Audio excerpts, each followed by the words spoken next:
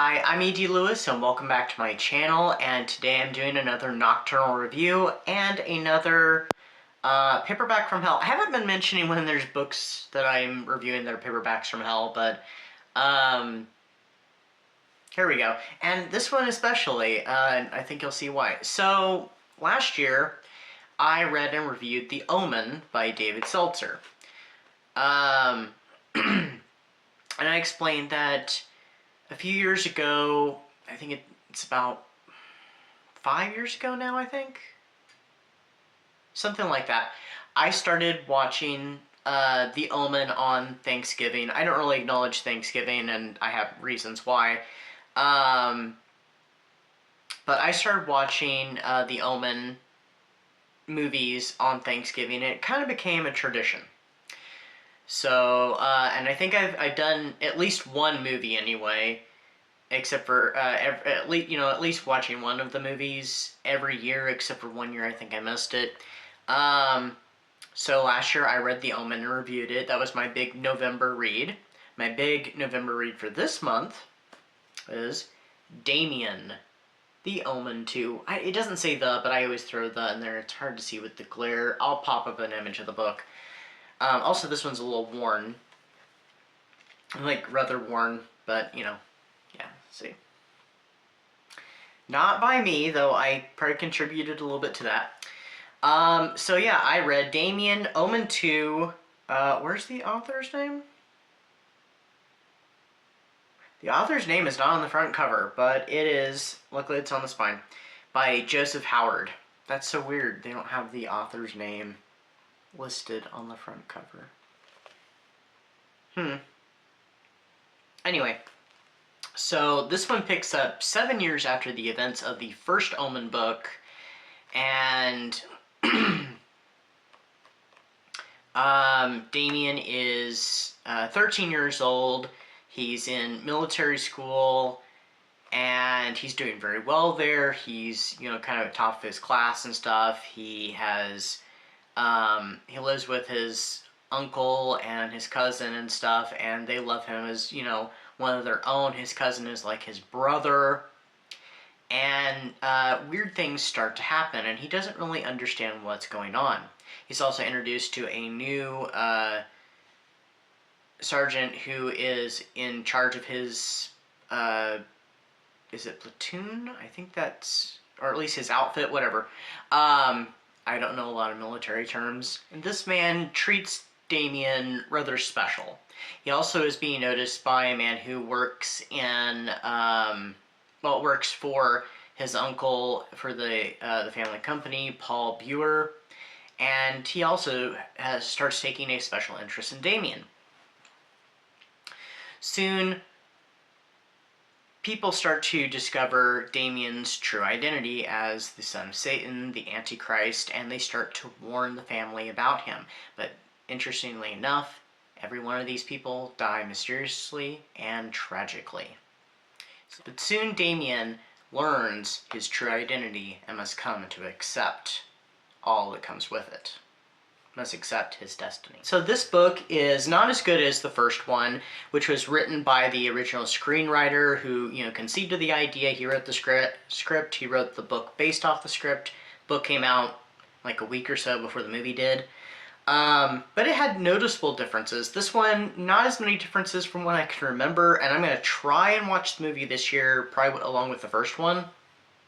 Actually, it'd be cool if I could watch the first Omen, that movie that came out earlier this year, which was a prequel to the whole series. And it's actually quite good, by the way.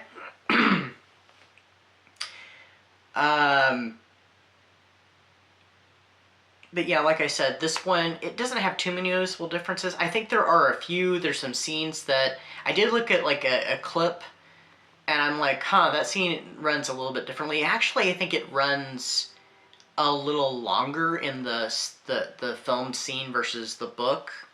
And I think there are some details that I definitely don't remember being in the movie. Like I said, I'm going to go back and hopefully watch it this year because I have to be somewhere that day. And also, I have to go to bed early to get up really early for work the next day because it's the big shopping day, so yay. But also, this book,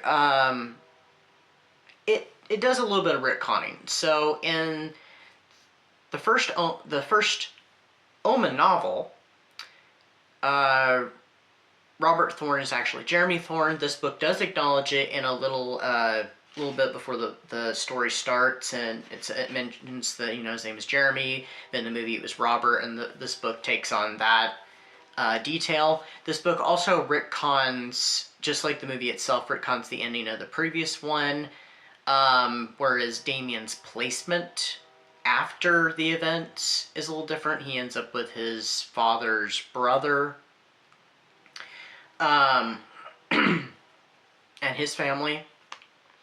And I don't want to spoil the first one if you haven't seen The Omen or you haven't read the book or vice versa. Both, whatever. I don't want to spoil that for you.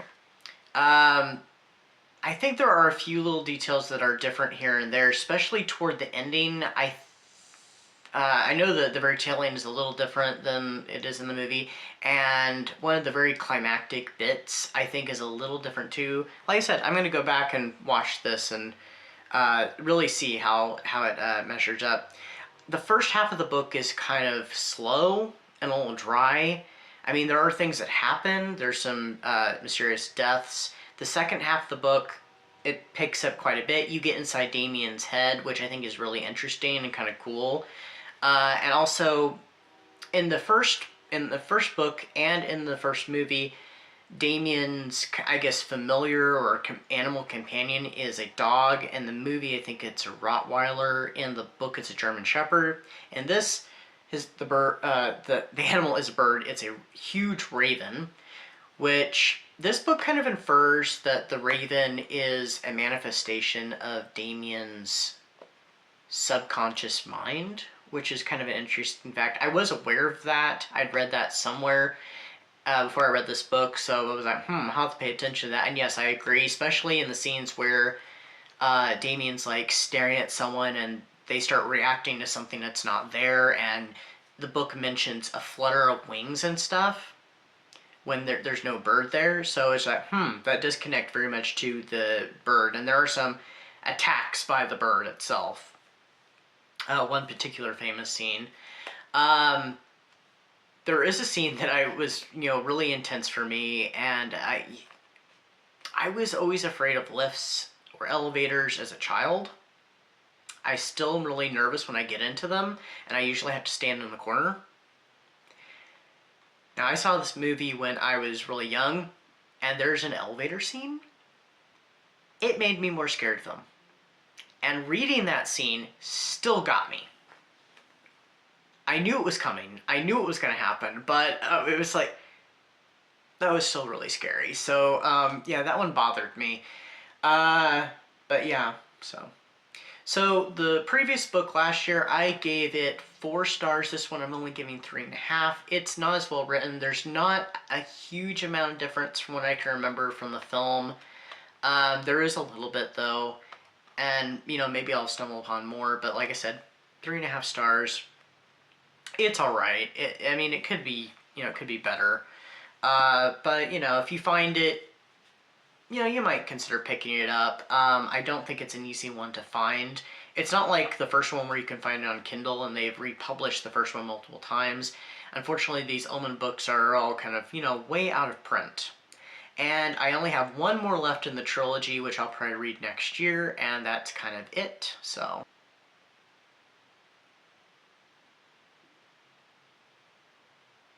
Don't say it. Yes, I know, there's 2 more after that, but that's a whole other thing, and I don't know if I can get my hands on them. Anyway, I hope everybody's had a great November, and is, for those who celebrate, are getting ready to enjoy some turkey and stuffing, ham, that kind of stuff, getting ready to shop. And, yeah, as we're heading further into the holiday season, which is my least favorite time of the year. But anyway.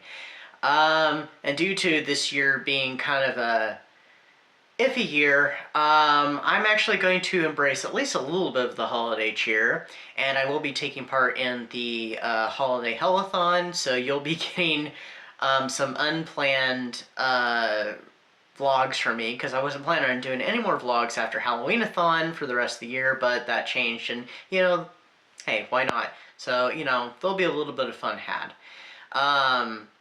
Because, like I said, I'm not a big one for the holidays, so least favorite time of the year. But you know what? I'm going to have some fun. Anyway, I hope everybody's staying safe, reading some great stuff, and of course staying spooky all year long. Until next time, stay safe, stay spooky, and until then, bye-bye.